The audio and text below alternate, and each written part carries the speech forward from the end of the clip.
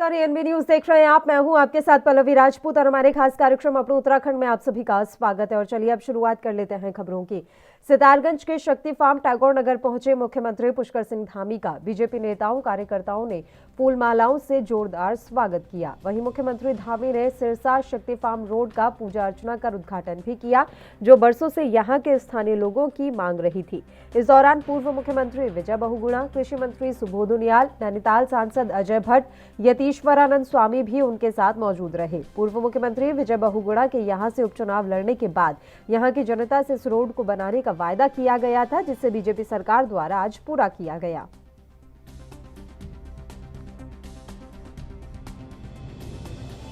काम बड़ा कठिन काम था और वो काम आज संपन्न हुआ है। उसका हम लोगों ने लोकार्पण किया है। इसके साथ साथ बहुत सारी योजनाओं का शिलान्यास किया है। अभी जो हमने कहा है कि यहाँ पर कुछ भवनों की आवश्यकता है, वो भवन भी निकट भविष्य में बनाए जाएंगे। इसके साथ साथ जो हल्द्वानी से इधर चोरगलिया को आने वाला जो सड़क है, उस सड़क के बारे में, और सिटकुल से सितारगंज चोरगलिया जो सड़क है, उस सड़क के बारे में भी जल्दी जो है हम लोग उसको भी निर्माण कार्य के लिए हमने उसकी भी जितनी बाधाएँ थी वो समाप्त कर दी हैं। और भी जो इस क्षेत्र की जो भी समस्याएँ हैं, उन सब समस्याओं के समाधान के लिए हम जनता से इस प्रकार का संवाद कर रहे हैं और कुछ का जो है प्रस्ताव बनवा रहे हैं, कुछ को मौके पर ही जाकर हल कर रहे हैं। सभी को निर्देश दिए हमने। सर, यूरिया खाद को लेकर यूरिया खाद की समस्या आई है, उसके लिए हम लोग जो बोलते हैं उसको पूरा करना फिर एक मकसद हो जाता है। जनता से को गुमराह करना हमारी राजनीति नहीं, पिताजी की नहीं थी, मेरी नहीं थी। इस क्षेत्र की जनता ने मुझे मान दिया, सम्मान दिया, मुख्यमंत्री बनाया, तो ये तो इनका कर्ज तो मैं चुका ही नहीं सकता। और सौरभ काम कर रहा है, पूरी पार्टी काम कर रही है, और अब धामी मुख्यमंत्री हैं, बगल के क्षेत्र से हैं। हम जानते हैं कि परेशानियां क्या हैं और हम जानते हैं कि हर समस्या का समाधान क्या, विकास क्या है। जो पिछड़ा क्षेत्र होता था आज देखो कितना आगे बढ़ गया है। लेकिन अभी हमारी मंजिल पूरी नहीं हुई है। 2022 के चुनाव के बाद जो 5 वर्ष आएंगे, जैसा प्रधानमंत्री जी ने कहा है कि 2022 से 30 का जो शतक है, ये उत्तराखंड देश में एक अग्रिम राज्य बनेगा। तो जो प्रधानमंत्री हमारे लिए इतना सोचता है, उस प्रधानमंत्री का सम्मान रखना है और उत्तराखंड में कमल खिलाना है। नौजवान विधायक हैं, लगातार अपने क्षेत्र के लोगों की जो उनकी अपेक्षाएं हैं और यहाँ की आवश्यकताएं हैं, उनको पूरा करने के लिए लगातार प्रयास करते रहते हैं। आज उसी में आज ये बहुत पुरानी मांग जो लोगों की थी, उसको लोकार्पण हुआ है यहाँ पर सिरसा रोड का। और निश्चित रूप से उत्तराखंड के लोक पर्व इगास बग्वाल के अवसर पर हल्द्वानी में आयोजित कार्यक्रम में पहाड़ की लोक संस्कृति की झलक देखने को मिली। मशक बीन की धुन पर लोक कलाकारों ने नृत्य पेश कर समा बांध दिया।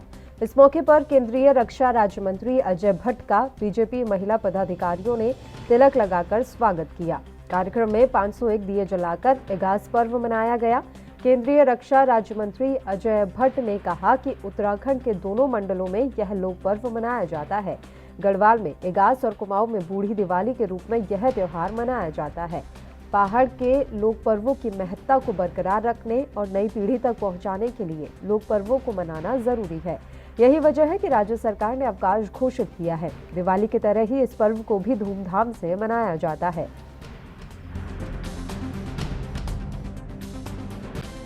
नहीं, देखिए, हमारे दोनों मंडलों में, गढ़वाल मंडल में इगास और यहाँ बूढ़ी दिवाली के नाम से ये त्यौहार जाना जाता है।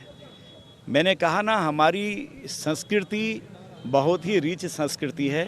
एक एक त्यौहार का अपना अलग अलग महत्व है। तो जो बूढ़ी दिवाली हम मनाते हैं आज, इसको धीरे धीरे लोग भूलते जा रहे थे।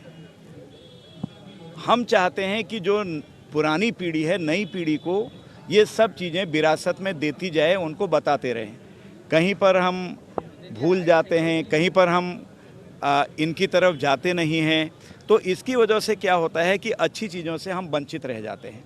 इसलिए ये प्रयास किया है हमारी सरकार ने, इस बार एक सरकारी छुट्टी दी है और सारे लोगों को उत्तराखंड में आज दीप भी जलेंगे घरों में। जिस तरह से दिवाली होती है उसी तरह से होंगे, और रस्म व रिवाज होते हैं, कहीं पकवान बनते हैं, कहीं और सिंगल बनाते हैं, कहीं पुए बनाते हैं। तो हर तरह से जो पूजने की रस्म व रिवाज है वो पुनः आज बूढ़ी दिवाली में दिखाई पड़ती है। यहाँ पर शाम को अपने घरों में पूरे प्रदेश में आज दिए जलेंगे और यहाँ पर भी कुछ 501 दिए हमने जलाकर उनको इसकी शुरुआत करवाई है। कुछ दिए अभी हम भी जलाएंगे। तो इस तरह बाल दिवस के मौके पर आज अल्मोड़ा में बाल विकास विभाग द्वारा अल्मोड़ा के सिमकनी मैदान में बच्चों की विभिन्न प्रतियोगिता कराई गई, जिसकी अध्यक्षता बाल विकास मंत्री रेखा आर्या द्वारा की गई। इस मौके पर बच्चों ने डांस प्रतियोगिता, चित्रकला जैसी प्रतियोगिताओं में हिस्सा लिया। बाल विकास मंत्री रेखा आर्या ने कहा कि आज पूरे प्रदेश में बाल दिवस मनाया जा रहा है और इन प्रतियोगिताओं में ग्राम सभा से लेकर शहर तक के बच्चों को एक मुकाम दिया जा रहा है, जो आने वाले बच्चों के लिए एक नई पहल साबित होगी।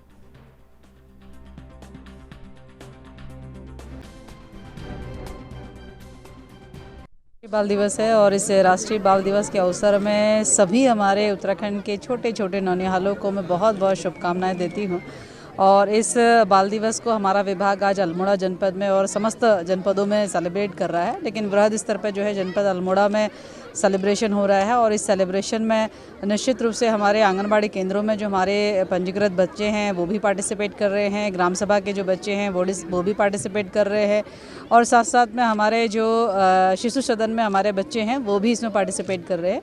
विभिन्न प्रकार के कार्यक्रम इनके आयोजित है, चाहे वो ड्राइंग कंपटीशन हो, डांस कंपटीशन हो, राइटिंग कंपटीशन हो या चेयर कंपटीशन हो, तो विभिन्न प्रकार की प्रतियोगिता यहाँ पर आयोजित की गई है और आज उनको पुरस्कृत भी हम सब लोग कर रहे हैं। निश्चित रूप से बच्चों में, उनके अभिभावकों में एक उत्साह बढ़ता है और एक विभाग का स्नेह जो है उन बच्चों को दर्शाने का भी, दिखाने का भी और व्यक्त करने का भी एक मौका और अवसर होता है। और सितारगंज के लौका में भारतीय राष्ट्रीय कांग्रेस पार्टी ने धूमधाम से भारत के पूर्व प्रधानमंत्री पंडित जवाहरलाल नेहरू की जयंती बाल दिवस के रूप में मनाई। इस दौरान क्षेत्र के नन्हे मुन्ने बच्चों को कांग्रेस पार्टी के कार्यकर्ताओं ने कॉपी, पेन, पेंसिल वितरित की। सितारगंज के विभिन्न प्रखंडों में शनिवार को धूमधाम से प्रथम प्रधानमंत्री पंडित जवाहरलाल नेहरू की जयंती मनाई गई।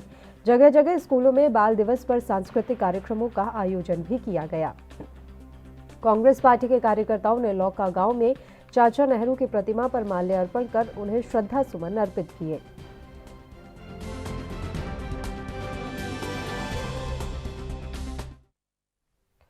श्रीदेव सुमन विश्वविद्यालय परिसर गोपेश्वर में पिछले एक सप्ताह से चल रहे राज्य महोत्सव कार्यक्रम का आज सांस्कृतिक कार्यक्रमों के साथ समापन हो गया। विजेता प्रतिभागियों को पुरस्कृत करते हुए प्राचार्य प्रोफेसर R.K. गुप्ता ने कहा कि उत्तराखंड राज्य लंबे संघर्षों और सैकड़ों शहादतों के बाद प्राप्त हुआ है, इसलिए युवाओं को उत्तराखंड को देश का सर्वश्रेष्ठ राज्य बनाने के लिए अपने कार्यक्षेत्र में सभी को सर्वश्रेष्ठ योगदान देना होगा। उन्होंने आगे कहा कि उत्तराखंड में युवाओं को सरकारी नौकरी के बजाय स्वरोजगार को प्राथमिकता देनी चाहिए। कार्यक्रम संयोजक डॉक्टर भालचंद नेगी ने कहा कि इस तरह के आयोजन छात्रों के सर्वांगीण विकास के लिए मंच प्रदान करते हैं और उनके अंदर अपने राज्य एवं संस्कृति के प्रति सम्मान का भाव उत्पन्न करते हैं।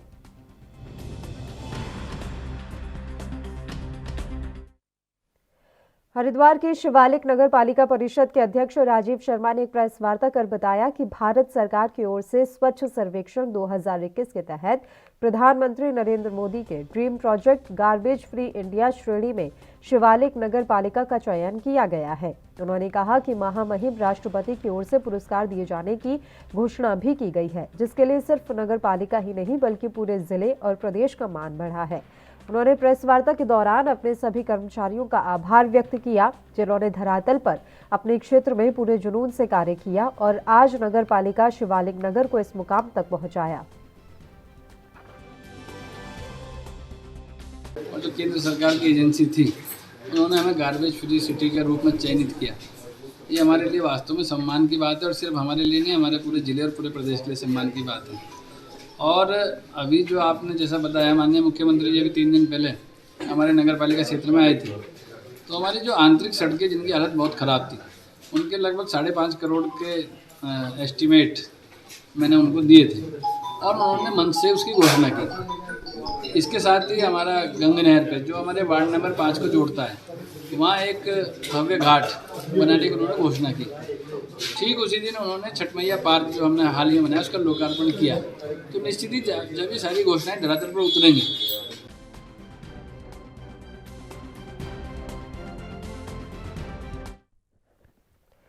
लालकुआ क्षेत्र में सिख समुदाय द्वारा हर साल गुरु पर्व के मौके पर 5 दिन लगातार प्रभात फेरी का आयोजन किया जाता है। ये प्रकाश उत्सव गुरु नानक देव जी के 551वें जन्म दिवस के मौके पर हर्ष उल्लास के साथ मनाया जाता है। इस मौके पर भजन कीर्तन के साथ शहर में प्रभात फेरी भी निकाली जाती है। इस मौके पर गुरुद्वारा कमेटी, लालकुआ के सभी लोग और क्षेत्र की जनता भी शामिल होते हैं और शहर में घूमकर नगर कीर्तन के माध्यम से गुरु नानक देव जी को याद किया जाता है। इसी कड़ी में गुरुद्वारा प्रबंधक कमेटी के अध्यक्ष हरबंस सिंह ने बताया कि इस प्रकाश उत्सव की धूम शहर में रहती है और हजारों की संख्या में महिला, पुरुष, बच्चे इस प्रभात फेरी में भाग लेते हैं और 19 तारीख को गुरु नानक देव जी का जन्म उत्सव मनाया जाएगा, जिसमें भारी संख्या में संगत भाग लेगी। जी के जन्मदिन के उपलक्ष्य में निकाली जाती है। गुरु नानक पुरब का इसको नाम दिया गया है। ये प्रभात फेरियाँ उन्हीं के मतलब जो है खुशी में निकाली जाती हैं। बड़े शहरों में 7, 9, 11 निकाली जाती हैं। हमारे यहाँ जो है शुरू से ही 5 प्रभात फेरी निकाली जाती हैं पूरे शहर में। तो जो उनका गुरु अभियान करते हुए गुरुद्वारे से चलती हैं और गुरुद्वारे में ही जाके समाप्त होती हैं। साली हूँ मैं कि प्रभात फेरी मेरे यहाँ आने का मौका दिया है। मैं धन्यवाद करता हूँ सिंह सभा का। गुरु सिंह सभा चूँकि हर साल प्रभात फेरी निकलती है और चूँकि गुरु नानक देव जी ने दुनिया में एक संदेश दिया था कि अपनी रक्षा सुरक्षा के साथ साथ शांति का संदेश भी होना चाहिए। शांति और सुंदरता के लिए प्रभात फेरी निकलती है। ये तो एक बहुत बड़ी सामान्य सी बात है कि हम सवेरे जल्दी उठ करके अपने सारे दिनचर्या के काम अपने नहा धो करके अगर हम एक धुन बजा करके, गाना बजा करके गुरु नानक जी का नाम लेकर के जब चल रहे हैं तो जागरूकता फैलती है, लोगों में अच्छा संदेश जाता है, शांति का संदेश जाता है। यही गुरु नानक जी ने हम सबको संदेश दिया था। 591वां श्री गुरु नानक जी के जन्मदिन दिवस के ऊपर मनाया जाता है और यहाँ लालकुआ में जितने भी नगर निवासी हैं सब गुरुद्वारे में आके उनका गुणगान करते हैं, फेरियाँ निकाली जाती हैं और 5वें दिन हम गुरु ग्रंथ साहिब जी का पर्व मनाते हैं और उस दिन गुरुद्वारे में उनका पाठ रखा जाता है। और इतनी भारी संख्या में आप लोग देख रहे हैं कि कितनी भारी संख्या में लोग आए हैं, प्रसाद ग्रहण कर रहे हैं और 19 तारीख को हम इनका जो जन्म दिवस है बड़े। बुलेटिन में फिलहाल वक्त तो चला है एक छोटे से ब्रेक का। ब्रेक के उस पार खबरें लगातार जारी रहेंगी, आप बने रहिए हमारे साथ।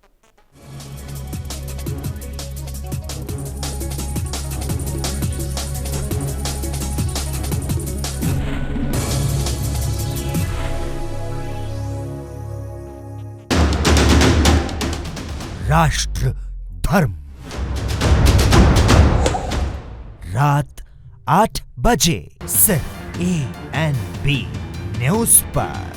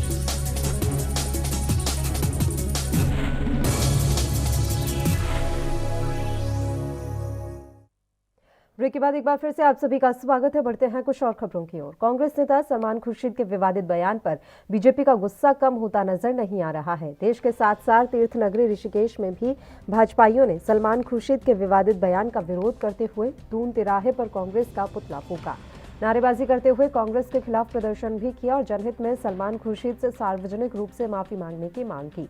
भाजपाइयों ने आरोप लगाया है कि सोची समझी साजिश के तहत हिंदू और हिंदुत्व के खिलाफ सलमान खुर्शीद ने अपना बयान दिया है, जिसे बीजेपी बर्दाश्त नहीं करेगी।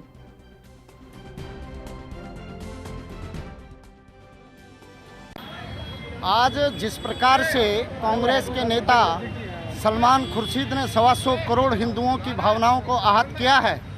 इस देश के हिंदुओं की तुलना खूंखार आतंकवादी संगठनों से करना इस देश में हिंदुओं का सबसे बड़ा अपमान है, जिसके विरोध में भारतीय जनता पार्टी पूरे देश के अंदर कांग्रेस पार्टी का, कांग्रेस के शीर्ष नेतृत्व का और सलमान खुर्शीद का पुतला फूंक रही है।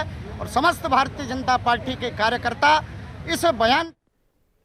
विकासखंड के टाकुला के सोमेश्वर के सोमनाथ खेल मैदान में ब्लॉक स्तरीय खेल महाकुंभ का समापन हुआ। इस मौके पर खेल महाकुंभ में सोहन, ममता और दिशा ने सबसे तेज दौड़ लगाई। समापन के मौके पर खंड शिक्षा अधिकारी विनय कुमार ने सभी खिलाड़ियों को क्षेत्र, प्रदेश और देश का नाम रोशन करने की शुभकामनाएं दी और सभी खिलाड़ियों से खेल को खेल भावना से खेलने का आह्वान किया।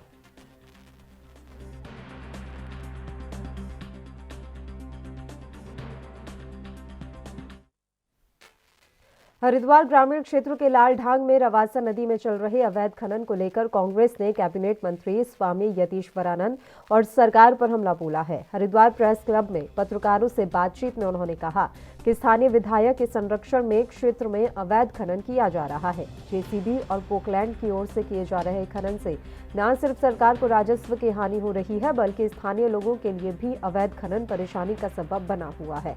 कांग्रेस नेताओं ने मांग करते हुए कहा कि सरकार अगर इस पर जल्द रोक नहीं लगाती है तो कांग्रेस अवैध खनन के खिलाफ बड़ा आंदोलन छेड़ेगी।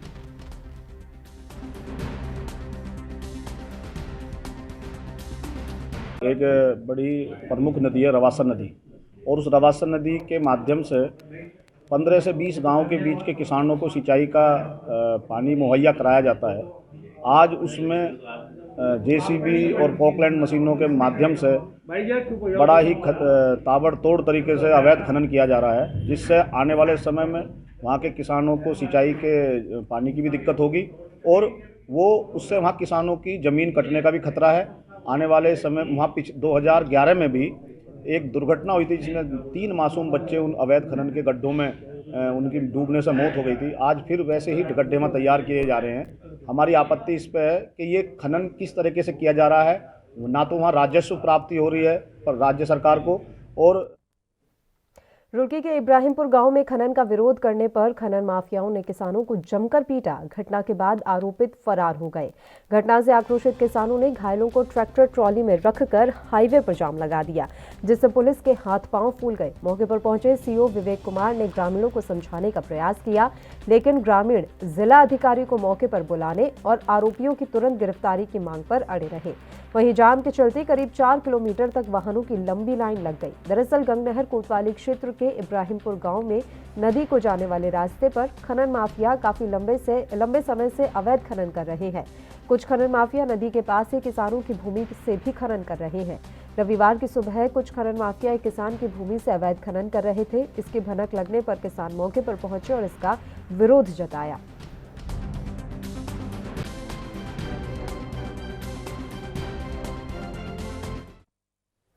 अल्मोड़ा जिले की भतरौज खाना पुलिस ने 14 पेटी अंग्रेजी शराब के साथ 2 लोगों को गिरफ्तार किया है। एसओ भतरौज खान अनीश अहमद ने अपनी पुलिस टीम के साथ मोहान चेक पोस्ट पर वाहनों की चेकिंग के दौरान ये कार्रवाई की।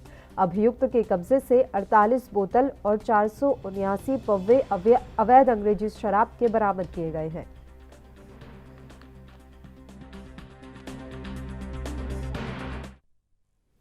रविवार सुबह थराली कर्णप्रयाग ग्वालदम राष्ट्रीय राजमार्ग पर एक कार 500 मीटर गहरी खाई में जा गिरी।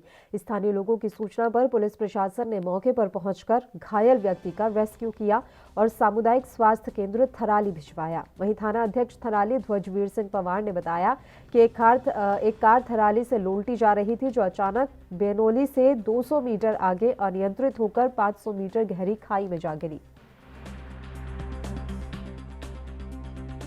आज लगभग 10:30 बजे एक वाहन दुर्घटना की सूचना आई थी। थराली से ग्वालदम की तरफ एक वाहन दुर्घटना हुई है। इस सूचना पर जब पुलिस फोर्स के साथ हम मौके पर पहुंचे, एक वाहन जो थराली से ग्वालदम की तरफ जा रहा था, ऊपर से अनियंत्रित होकर सड़क से नीचे गिर गया, जो करीब 100 मीटर नीचे गिरा। ये आदमी इसमें एक ही था जो चालक था, उसको बाहर निकालकर एक शॉट के माध्यम से पहुँचाया गया, जिसकी हालत चालक का नाम विजय सिंह नेगी है और ये अल्मोड़ा का रहने वाला।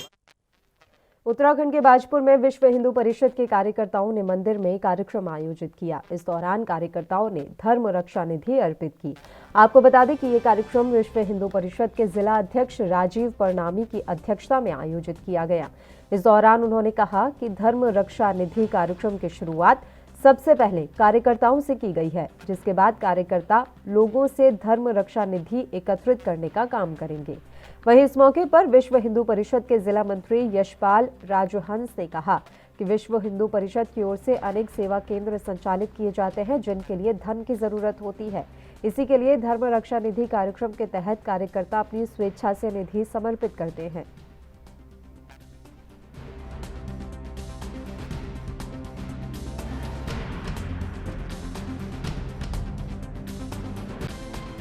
संपूर्ण भारतवर्ष में आज इस काम की शुरुआत हुई है।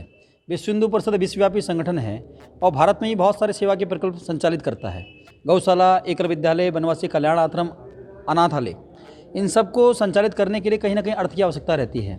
तो वर्ष में एक बार समाज के बीच में जाकर इन कामों का हवाला देकर उनसे निधि प्राप्त करने का कार्यक्रम रहता है। हमारे काम का लेखा जोखा हमारे पत्रक में उपस्थित रहता है और ऐसे काम को समाज के बीच में लेकर जाने से पूर्व हम समर्पित कार्यकर्ता हैं, तो कुछ हमारा भी समर्पण इस निधि में जाना चाहिए। इसलिए जिले प्रखंड के कार्यकर्ताओं को बुलाया था और आज इस कार्यक्रम में उनके माध्यम से समर्पण राशि उन्होंने समर्पित की है। रक्षा निधि है और इसमें पहली बार ऐसा हुआ है कि जो कार्यकर्ता हैं वो अपनी धर्म रक्षा के लिए अपनी निधि पहले देंगे, बाकी जो समाज से हम लोग बाद में इकट्ठे करेंगे। और उसी के तहत आज कार्यकर्ताओं को बुलाया गया और उन्हें एक लिफाफा दिया गया और उसमें उन्होंने अपने मन की जो भाव हैं, मन की जो धनराशि है वो धर्म के लिए समर्पित की है, बाजपुर में जो पूरे जिले से है। हरिद्वार में बीती रात कोतवाली रानीपुर के क्षेत्र ग्राम सलेमपुर में हुई खूनी संघर्ष में 3 घायलों में से 2 लोगों को गंभीर चोट आने के कारण हायर सेकेंडरी रेफर कर दिया गया। आपको बताते चले कि कोतवाली रानीपुर क्षेत्र ग्राम सलेमपुर में 2 पक्षों के बीच पुरानी रंजिश के चलते दूसरे पक्ष के द्वारा अचानक किए गए हमले में 3 लोग घायल हो गए। फिलहाल मौके की नजाकत को देखते हुए ग्राम सलेमपुर में पुलिस बल तैनात कर दिया गया है।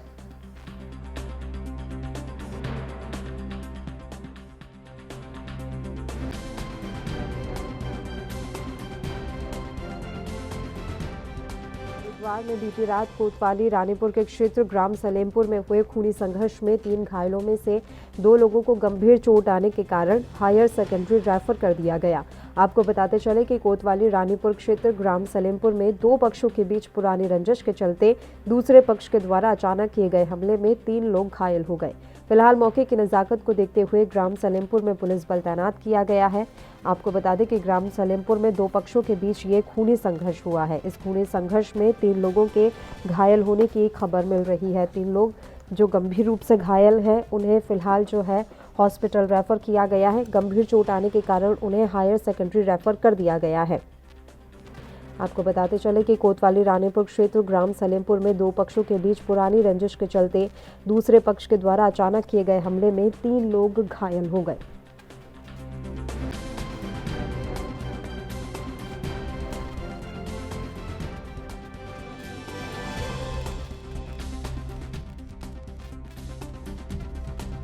खूनी संघर्ष का ये मामला सामने आया है।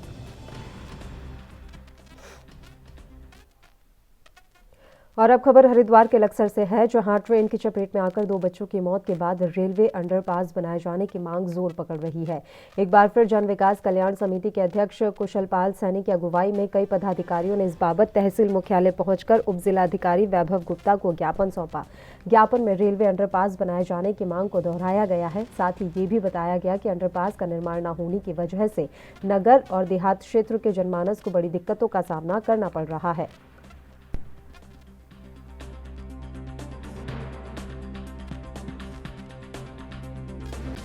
समिति द्वारा ये ज्ञापन दिया गया है कि जो लंबे समय से यहाँ पर रेलवे अंडरपास की जो डिमांड है उसी को लेके ये है और माननीय मुख्यमंत्री जी की घोषणा भी संबंध में हो गई है। तो रेलवे के अधिकारियों के साथ वार्ता भी हो रही है और आज डीआरएम साहब का खुद यहाँ पर आने का दौरा भी प्रस्तावित है इसी संबंध में कि भूमि को चिन्हितकरण करके किस तरह से आगे की कार्य योजना बनाई जाए।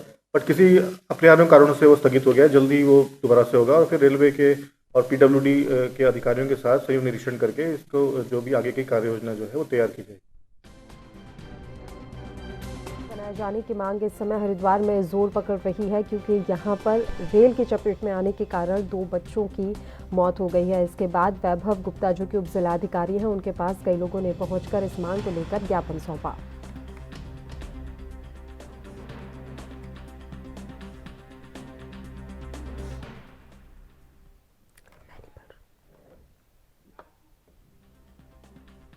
और इस बुलेटिन में फिलहाल के लिए इतना ही। मुझे दीजिए इजाजत। देश और प्रदेश के तमाम ताज़ा खबरों के लिए आप बने रहिए हमारे साथ। नमस्कार।